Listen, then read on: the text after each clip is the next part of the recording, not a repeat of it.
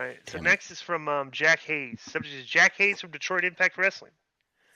Hi, keeping 100 crew. This is Jack from Detroit, Michigan. Been watching for about 3 years now. Time to ask a question. What do you guys think about the current Impact Wrestling product? I think it is the best wrestling product right now. Have you guys seen any of it? What do you think about it? Also, P.S. I'm happy that your health got better, Cody, and hope the crew has a great year. Love the show. I haven't had time to watch Impact. Maybe I'll start watching if I can find some time. Was it only an hour show or is it 2 hours? 2 hours. And Oh, it is. Yeah, I don't know. I watch clips of Bay. I watch Chris Bay a lot. You know, Well, I what could were you send gonna you the say, link. Joe? No, I was gonna say Conan sends me the link for Patreon, so I could just forward you the link, DI, if you want them. Yeah, so if you're on Patreon, we got Impact on there, Yeah. and you can keep up with it. So I watch every show. I spent a lot of time there, as did Disco. So, I'm glad to see Bay because I saw when he first started there, and Ace Austin when he first started there. They've got the tag team championships. Glad to see the Machine Guns are back. They're better than ever.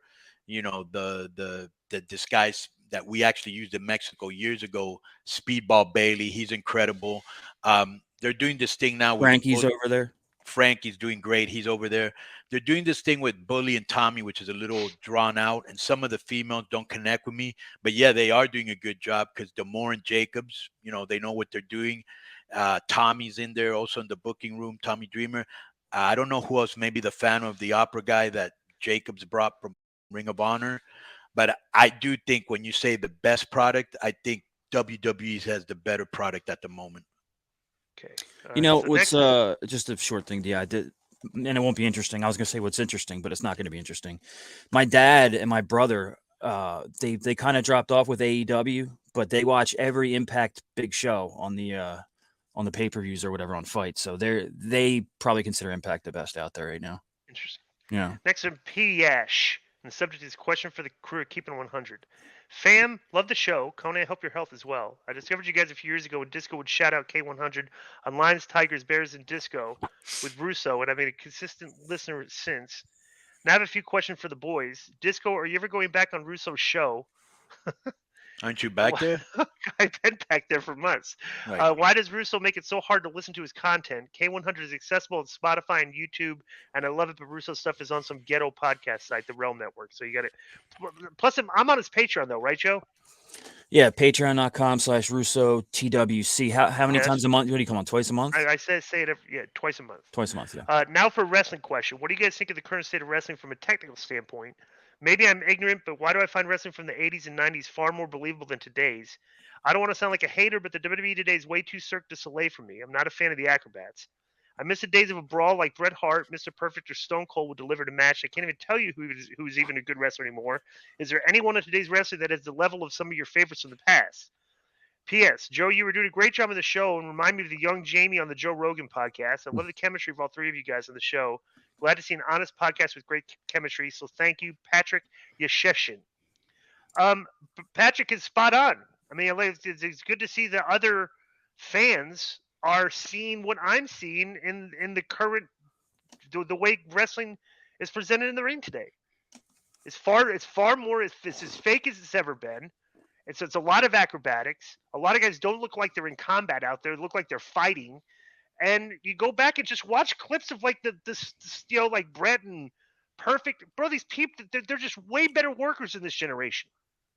They make it look more realistic. The selling, the brawling, it's just a far more realistic looking product than it was back in the day because it was, a lot of the moves are very simplistic, a lot of basic stuff. There was a few flashy moves, but today everybody's trying to turn somebody inside like a pretzel to do a move, and like so nothing that would logically look like it would fit in any type of fight.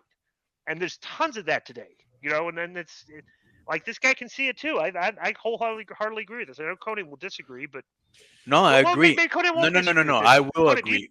It's do okay. you Let me agree with just. the rest of the older school wrestling is better? Would you agree with that? Well, okay. Let me just say this. Go ahead.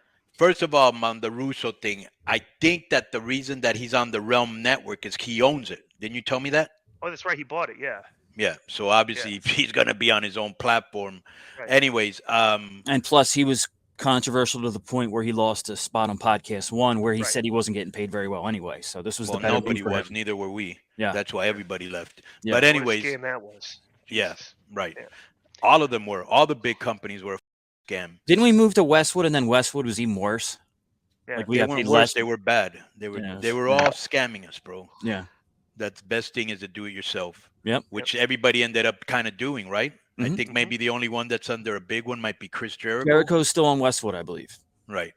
Interesting.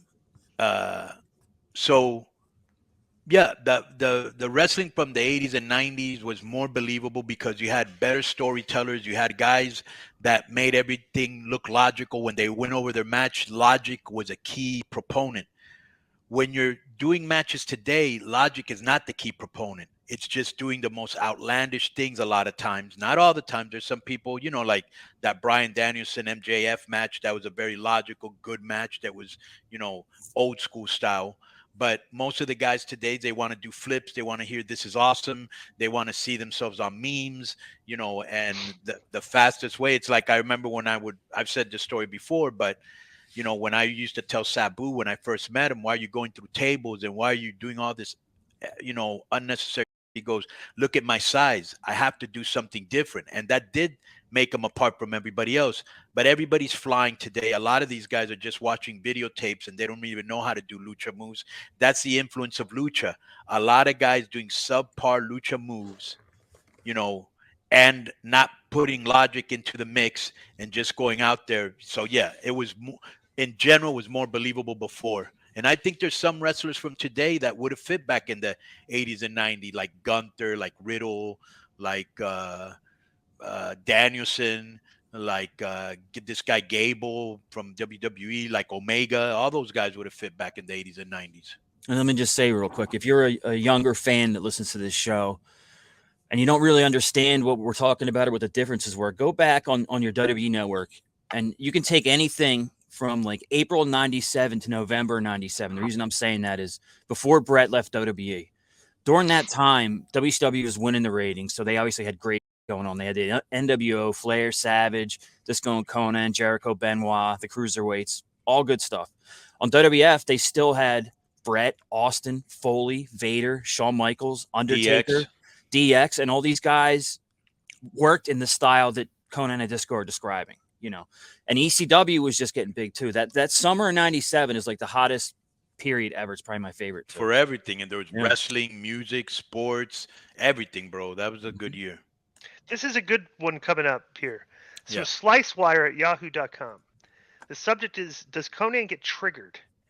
Disco, do you feel Conan gets triggered when he criticizes lucha psychology and creative? Conan loves to label sensitive people as snowflakes, but he sounds like he gets genuinely upset when you criticize lucha. Is that his kryptonite? And that's from Greg Hoover in Arkansas. Yes, I agree. Conan does get triggered very easily when I talk about lucha libre. Would you agree with that, Conan?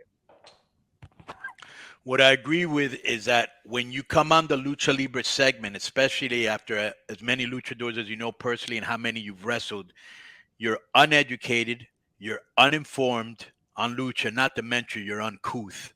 What a great word to use. How am I uninformed? I've wrestled like all these guys. Because you come in here and you absolutely have no idea what you're talking about, who you're talking about. And usually during the show, you're usually multitasking. And unless we bring up your name, you don't listen. And you're watching something else and you only chime in to talk or troll. So, yeah, I'm going to react to this idiocy. Right. Well, that's first of all, do you want to suspend the guy for Nah. Nah. All right. Those comments that you just made, I'm not going to forget. Right. Please remember them. Next is from Lewis Rice, and the subject is dying days at WCW. Hello, what was it like working for WCW at the end? From what I've heard, the company is very disorganized, and it was a miserable place to be.